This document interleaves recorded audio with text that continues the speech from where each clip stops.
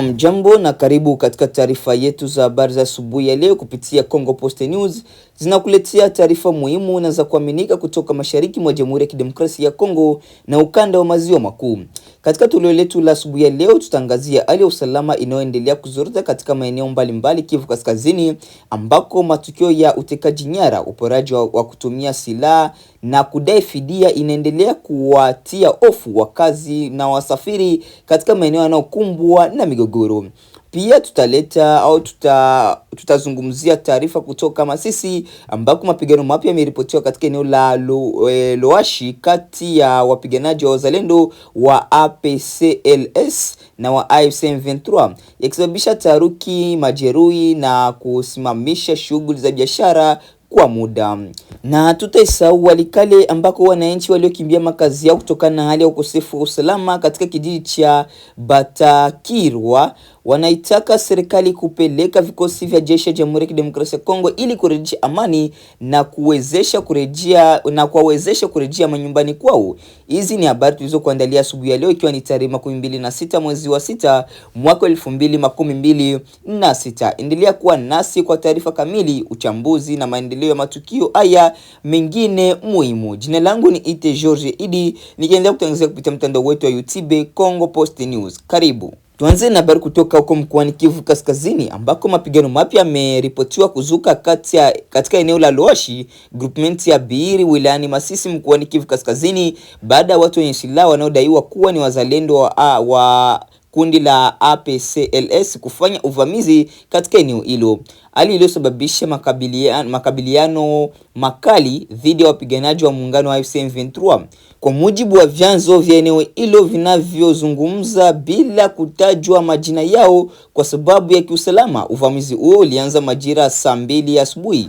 Taarifa zinaeleza kuwa wapiganaji wa wazalendo walijaribu kuingia katika mji wa Loashi, lakini walikabiliwa na upinzani mkali kutoka kwa wapiganaji wa AFC M23 waliokuwa wakidhibiti eneo hilo. Wakati wa mapigano hayo, milio ya silaha nzito nyepesi ilisikika kwa muda mrefu sehemu ya kusini ya Loashi. Ingawa taarifa zinaeleza kuwa washambuliaji walifanikiwa kurudishwa nyuma, mapigano yalisababisha madhara kwa wananchi. Baadhi ya wakazi walijeruhiwa, huku mali za raia zikidaiwa kuporwa na watu wenye silaha wakati wa vurugu hizo. Athari za mapigano hazikuishia kwenye usalama pekee. Shughuli za kijamii na kiuchumi zilisimama kwa muda, hasa biashara katika eneo la soko kuu ya Loashi lililoko katika sekta ya Osu Ubanyungu. Wafanyabiashara walifunga maduka yao, huku wananchi wakimbilia maeneo salama kwa hofu ya kuendelea kwa mapigano. Kulishuhudiwa wimbi la watu kuhama makazi yao, baadhi ya waliokimbia vijiji vya jirani ili kujinusuru, huku wengine wakirejea majumbani mwao baada ya hali ya kutulia kwa muda. Hata hivyo, wakazi wengi wanasema bado wanaishi katika mazingira ya hofu, wakihofia mapigano yanaweza kuzuka tena wakati wowote. Loashi ni miongoni mwa maeneo ambayo yanaendelea kukumbwa na matukio ya mara kwa mara ya ukosefu wa usalama katika miezi za hivi karibuni. Hali hiyo imekuwa ikiathiri maisha ya wananchi, shughuli za biashara, elimu pamoja na huduma mingine muhimu. Licha ya utulivu wa muda uliorejea baada ya mapigano hayo, wakazi wanadai bado kuna uwepo makundi yenye silaha katika maeneo yanayozunguka Loashi, jambo linaloendelea kuzua wasiwasi kuhusu usalama wao. Kutokana na hali hiyo, wananchi wanatoa wito kwa mamlaka husika kuongeza juhudi za kuimarisha ulinzi wa usalama katika eneo hilo. Wanasema hatua hiyo itasaidia kulinda maisha na mali za raia pamoja na kurejesha hali ya utulivu ili wananchi waweze kuendelea na shughuli zao za kila siku bila hofu. Kwa sasa hakuna taarifa rasmi zilizotolewa kuhusu idadi kamili ya waliojeruhiwa wala hasara zilizotokana na mapigano hayo, huku hali ya ukosefu wa usalama, hali ya usalama ikiendelea kufuatiliwa kwa karibu. Tubaki tu mkoani Kivu Kaskazini, katika eneo la mashariki mwa Jamhuri ya Kidemokrasia ya Kongo, ambako hali ya ukosefu wa usalama inaendelea kuzua wasiwasi mkubwa katika baadhi ya maeneo ya mkoa wa Kivu Kaskazini yanayodhibitiwa na waasi wa M23. Kwa mujibu wa ushuhuda wa watumiaji wa barabara, mashirika ya kiraia na watetezi wa haki za kibinadamu, matukio ya uporaji, ya utekaji nyara, uporaji wa kutumia silaha na kudai fidia yameongezeka katika siku za hivi karibuni. Katika wilaya Ruchuru na Bwito, wakazi wanasema matukio hayo sasa yamekuwa ya mara kwa mara. Tarehe 24 mwezi wa 6 mwaka 2026, waendesha pikipiki kadhaa pamoja na abiria wao wakiwemo watoto, kulingana na vyanzo vya eneo hilo, walitekwa kwenye barabara ya Kibirizi kuelekea Rwindi. Madereva wawili wanaotambulika kwa majina ya Kangole na Izorini bado hawajulikani walipo baada ya kuvamiwa na watu wenye silaha mchana kweupe. Siku moja kabla ya tukio hilo, wafanyabiashara na mkazi maarufu wa eneo la Mazingiru anayejulikana kwa jina la Shaole alitekwa nyara katika kundi la kijiji la Bwito. Watu wanaodaiwa kumteka waliripotiwa kudai dola za Marekani 4,000 ili kumwacha huru. Vile tarehe 23 mwezi wa 6, msafara wa magari ulivamiwa na watu wenye silaha katika eneo la Busendo kwenye barabara kuu ya taifa namba 2, yani route numero 2, kati ya Kiwanja na Kanyabayonga. Abiria waliporwa fedha taslimu, simu za mkononi na mali nyingine zenye thamani kabla ya washambuliaji kutoweka. Tukio hilo lilitanguliwa na shambulio lingine dhidi ya lori katika mteremko wa Kabasha siku chache zilizopita. Kwa mujibu wa wakazi na wasafiri, matukio haya hayachukuliwi tena kuwa ya kawaida, bali yanaashiria kuongezeka kwa hali ya kudumu ya ukosefu wa usalama. Baadhi ya mashirika ya kiraia yanaeleza kuwa utekaji wa watu kwa lengo la kudai fedha pamoja na uporaji wa kutumia silaha sasa unaripotiwa karibu kila siku. Wapo hata wanaosema hali inafikia kiwango cha kila siku kuna tukio la utekaji na uporaji. Watetezi wa haki za kibinadamu wanatoa wito kwa mamlaka zinazodhibiti maeneo hayo kuhakikisha usalama wa raia unalindwa. Wanasisitiza kuwa watu wanaoishi katika maeneo yenye migogoro yanapaswa kulindwa dhidi ya vitendo vya uhalifu na ukiukwaji mkubwa wa haki zao za msingi bila kujali upande unaodhibiti eneo husika. Kwa upande mwingine, M23 pamoja na Rwanda zimekuwa zikieleza mara kwa mara kuwa zinalenga kurejesha utulivu katika maeneo hayo. Hata hivyo, simulizi ya waathirika na taarifa za mashirika ya kiraia zinaonyesha kuwa wananchi wengi bado wanaendelea kuishi katika mazingira ya hofu, utekaji nyara na vitisho vya mara kwa mara. Kwa sasa hali ya usalama katika sehemu kadhaa za Kivu Kaskazini inaelezwa kuwa na changamoto kubwa, huku wakazi wakitoa wito kwa mamlaka za kitaifa na jumuiya ya kimataifa kuchukua hatua za haraka ili kulinda maisha ya raia na kurejesha amani ya kudumu. Tuende na habari kutoka huko mkoani Kivu Kaskazini, ambako wakazi waliokimbia makazi yao kutoka kijiji cha Batakirwa wilayani Walikale mkoani Kivu Kaskazini wameiomba serikali ya Jamhuri ya Kidemokrasia ya Kongo kupeleka haraka vikosi vya jeshi la FARDC katika eneo hilo ili kurejesha usalama na kuwawezesha kurudi manyumbani kwao. Kwa mujibu wa taarifa kutoka kwa viongozi wa jamii pamoja na baadhi ya wakazi, ombi hilo lilitokana na kuongezeka kwa vitendo vya ukosefu wa usalama vinayodaiwa kufanywa na makundi ya wazalendo katika eneo la Batakirwa. Hali hiyo inawalazimu mamia wa familia kuondoka makwao na kutafuta hifadhi katika maeneo yanayoonekana kuwa salama zaidi. Wakazi hao wanasema kuwa licha ya kutamani kurejea katika vijiji vyao, bado wana hofu kutokana na mazingira ya kutokuwa na utulivu. Wanaeleza kuwa kurejeshwa kwa uwepo wa vikosi vya FARDC kungeweza kuwapa imani ya kuanza maisha upya na kuendelea na shughuli zao za kilimo, biashara na masomo. Kwa mujibu wa ushuhuda wa baadhi ya waliokimbia makazi yao, hali ya usalama imeathiri kwa kiasi kikubwa maisha ya wananchi. Wengi wameacha mashamba yao, mali zao na vyanzo vyao vya kipato, huku wengine wakiendelea kuishi katika mazingira ya magumu ya ukimbizi. Wachambuzi wa masuala ya usalama wanaeleza kuwa kurejea kwa amani katika maeneo yanayoathiriwa na mapigano kunahitaji uwepo wa vikosi vya ulinzi pamoja na hatua za kulinda raia dhidi ya vitisho vya makundi yenye silaha.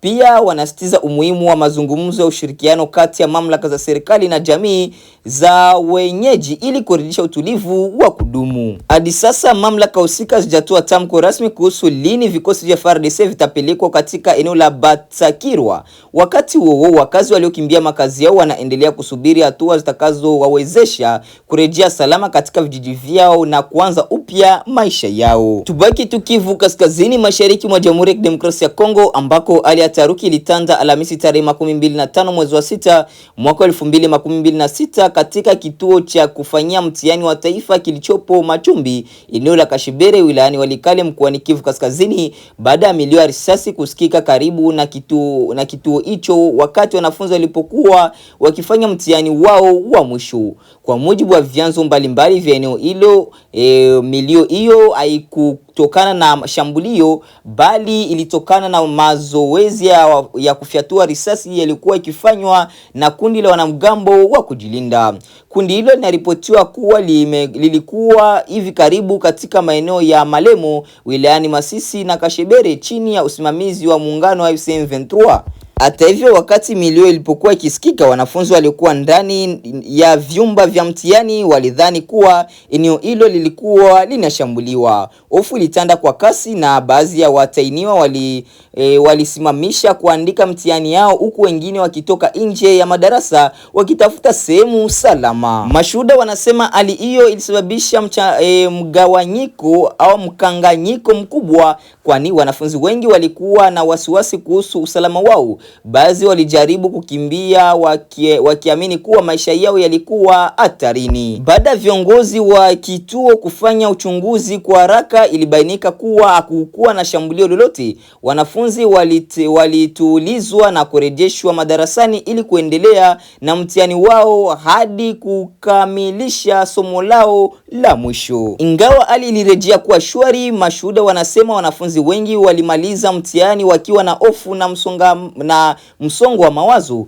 Tukio hilo linaonyesha jinsi changamoto za kiusalama zinavyoendelea kuathiri sekta ya elimu katika baadhi ya maeneo ya Kivu Kaskazini, ambako shughuli za masomo mara nyingi hufanyika katika mazingira ya kutokuwa na utulivu. Hakuna taarifa za vifo wala majeruhi zilizoripotiwa kufuatia taharuki hiyo. Hata hivyo, wakazi wa eneo hilo wamezitaka mamlaka pamoja na pande zote zinazodhibiti eneo hilo kuhakikisha shughuli za kijeshi hazifanyiki karibu na shule au vituo vya mtihani ili kulinda usalama wa kisaikolojia wa wanafunzi na kuwawezesha kufanya mtihani yao katika mazingira ya utulivu. Turudi katika mkoa wa Kivu Kusini, mashariki mwa Jamhuri ya Kidemokrasia ya Kongo, ambako jeshi la serikali ya Jamhuri ya Kidemokrasia ya Kongo FARDC linaendelea kurejesha maeneo ya kimkakati katika eneo la Minembwe kwenye milima ya Haut-Plateau mkoani Kivu Kusini, huko operesheni zake za kijeshi zikionekana kuwalazimisha wapiganaji wa muungano wa M23 na Twirwaneho kurudi nyuma kuelekea katikati ya Minembwe. Kwa mujibu wa vyanzo vinavyolingana kutoka mashirika ya kiraia pamoja na wakazi wa eneo hilo,